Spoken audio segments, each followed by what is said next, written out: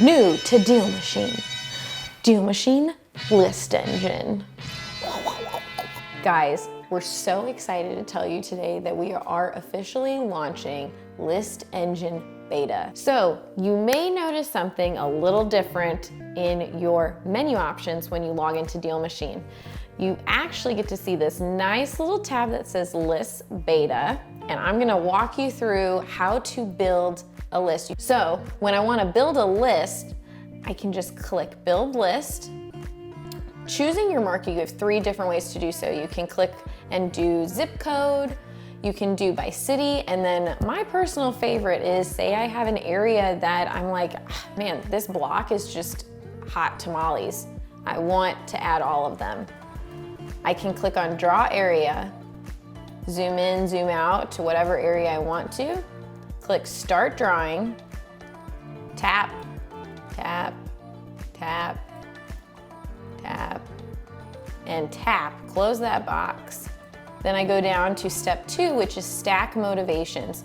So find homeowners who want to sell at a discounted price. You have unlimited list types allowed per month. So 3 different ways you can use a quick list, which is by vacant, multiple properties, foreclosures, pre-foreclosures, absentee owners, behind on taxes, bank owned, or one of your presets, which if you have this set up in your CRM or in DealMachine Street Engine, you actually have them set up to filter through certain criteria. So you can actually just use one of your presets, or you can do a custom list, which some of you may not know, but we've added to different owner types. So if I do by owner type, I actually now have out-of-state absentee owner, owns multiple properties.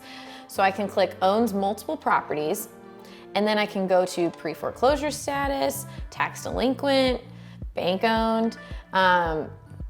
I can go through and do mortgage amount still, equity percentage, year built. You can still go through all of those filters that you love in DealMachine, CRM, and Street Engine. So say I wanna do that, or I wanna go back, clear that, and I just wanna look for anything vacant in that area. So actually it's going to prompt me to say 13 leads are estimated to be generated from these perimeters.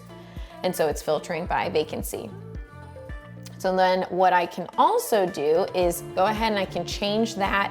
It's gonna automatically put the date that the list was made and everything, but you can change that name that you want to have this list named. So then my favorite part is that because we update our data weekly, we have this way to enable what we call a smart list. And so regular lists become outdated the moment you pull them, and smart lists stay in sync with seller situations on a weekly basis.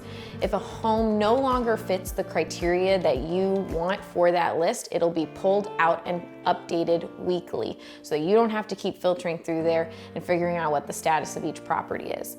So I'm gonna turn that on, click submit, and then you'll get to see the building of the list. Now you can continue to check progress on this. So I have the 13 there. And then what's great is anytime I go into this list, I can actually do this show breakdown, and it can show me like how many of these in this list have marketing complete. And I can actually do this with any of my lists. It'll load this and it can show the breakdown of, lost deal, unqualified, return to center, so on and so forth. So that it's just a really quick snapshot to see where all your leads are for those exact lists. Also, wanted to let you know that, as you build lists and you continue to gain more and more lists, you can just search for those in this top search bar and type in the first couple of characters and find that list like that. And I would suggest having that smart list enabled, so that way it saves you time for updating those properties. So welcome to the family, List Engine. We can't wait for you to try it. Learn more in the description link below.